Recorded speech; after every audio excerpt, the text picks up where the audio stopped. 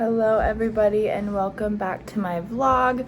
My name is Kelly Cruzy, and to kind of go over the scenario that we're going to be looking at includes my roommate coming into my room, stealing my things, and then when confronted, she would not listen.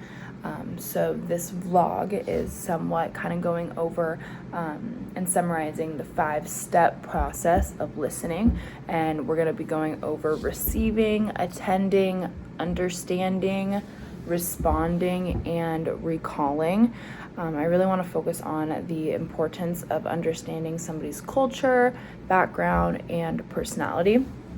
What we've read in our book and what we can comprehend is that everybody does come from a different background, different cultures, and this is just a major diversity in all relationships, and that's something that everybody needs to be aware of and respect.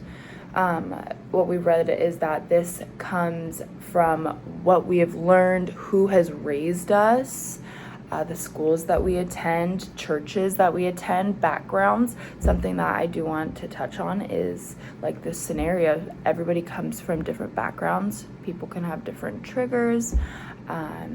Things can bother other people in different ways, and that's something that you need to understand. Personality is defined as an individual's characteristic and their ways of thinking, feeling, acting based on traits, enduring motives, impulses that he or she possess. So personality traits, everybody's different. When you are in diverse relationships working with each other, you have to be aware that personalities are all going to be different. So now to the main point that I want to go over is the 5-step process of listening. I think whatever side you are on this scenario, anybody can really take away these concepts and apply them in their lives. So with attending, receiving, that's going to be the first step, is how you receive the message. So that's going to be critical. You can't listen if you don't hear somebody or see somebody. So receiving can be hard when you could be surrounded by sound, different environments. So when you are receiving a message, something that you can take away and learn from this and apply next time is to receive messages one-on-one. Close off, go into a quieter space. Don't be surrounded by noise, crazy environments, and that will hopefully allow you to receive the message better. Step 2 is going to be attending. You want to be attentive, you want to be there, you want to be present in the conversation, devoting attention to the information that has been received. 2 things that we should focus on is limiting the multitasking, being attentive. Multitasking, no, and elevating your attention. When you are not attending a situation or a scenario, it may not seem like it's important to you, and you're not able to see the full picture. So when you're attending, you'll really be able to see the full picture and understand where those people's feelings are coming from. Next, after attending, is going to be understanding. You really want to genuinely understand how people feel about a situation.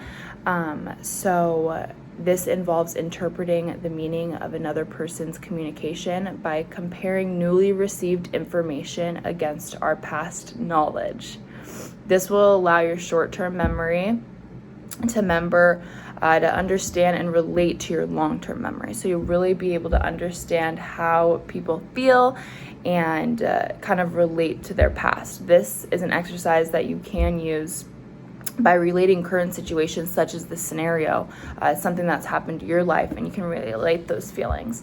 The next step is going to be responding. That's going to be crucial in the listening because you want to be able to respond appropriately to how somebody's feeling. So when you're communicating your attention, you're getting to understand them. This can look like giving positive feedback, you're nodding, you're paraphrasing, you're asking for clarity if you don't understand why the person feels that way, and that'll be overall very beneficial. And then the last one's going to be recalling. You take all of those 4 steps, you put it together, and then you'll be able to really remember that information that you have received. You'll be able to attend to it, understand, and then respond. When you recall everything that was said, you're reciting it back to them, so you're kind of making sure they know that you are aware of the situation. And for an exercise that you can do, you can ask how that made them feel, why they're feeling like that, and then ask how you can be proactive together. Overall, many conflicts can be resolved by this 5-step process. There's exercises that you can do to make sure that something like this scenario will never happen again.